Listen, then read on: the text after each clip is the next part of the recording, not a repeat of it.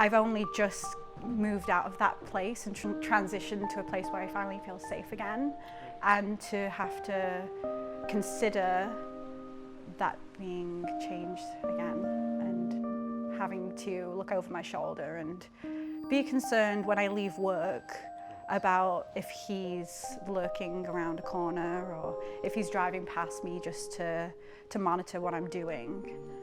And it really sucks. I have to consider those safety measures again.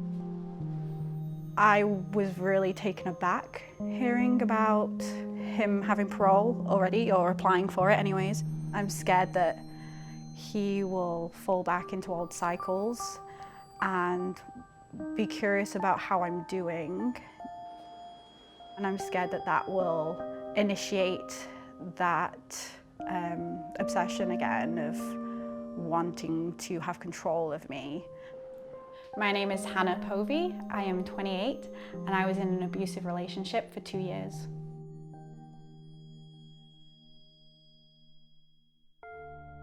So I transitioned into a pretty serious situation relatively quickly.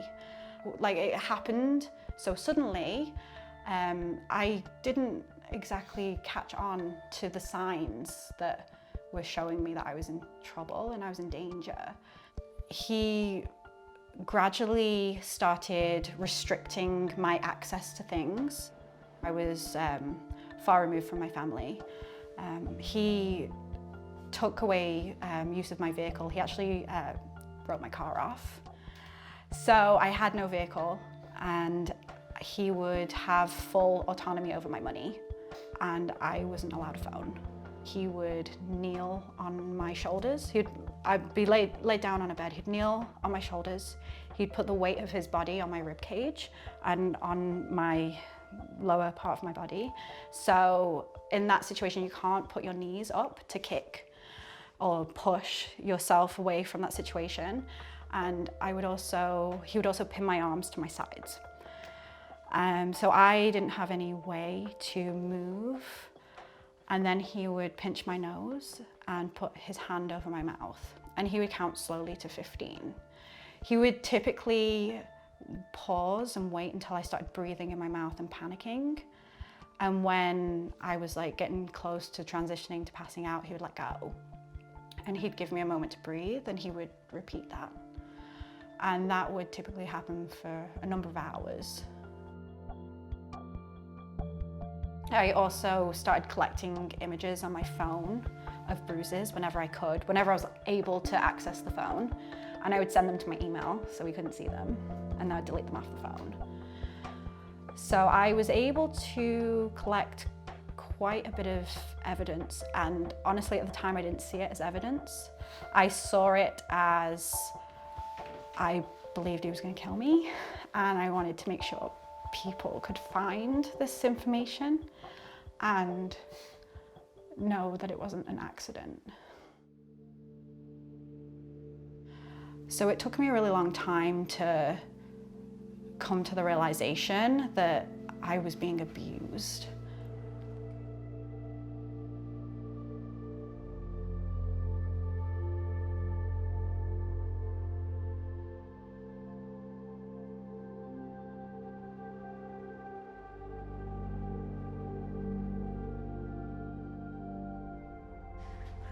Hi.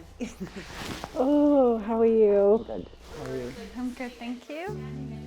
Well, Hannah came referred through Victim Services, and she was feeling fairly scared for her safety, and her situation was fairly serious. I was in trouble and I was in danger.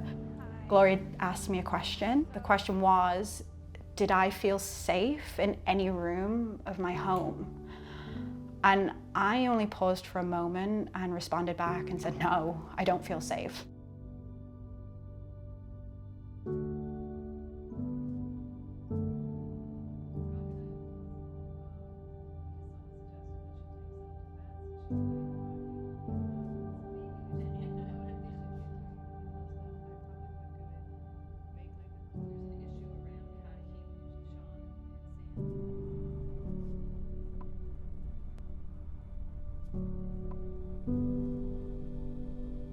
If I hadn't set up a safety circle and been involved, I do believe that the actions of my abusive ex would have escalated, and that was a really scary realization for me.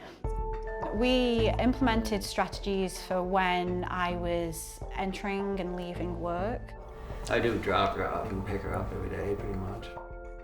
It's not your job alone. Everybody can take a piece of this. I think that for Hannah, being able to bring some of her personal supports to the table and feel like she could openly talk about what had happened probably made a difference for her.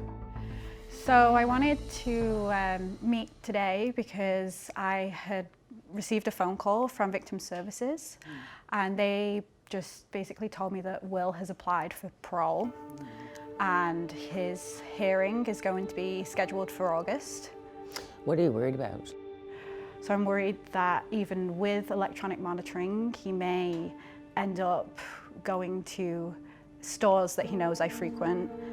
Them ask me questions about what I wanted was a huge difference to how I had lived for the last year and a half. So to have that control really centered me and allowed me to think more rationally about the situation. You're a brave girl. It happens all the time. There are so many women out there that aren't telling their stories right now that I can see myself in their position. So it's a lot of moments like that where it feels good to have someone to hold that understands.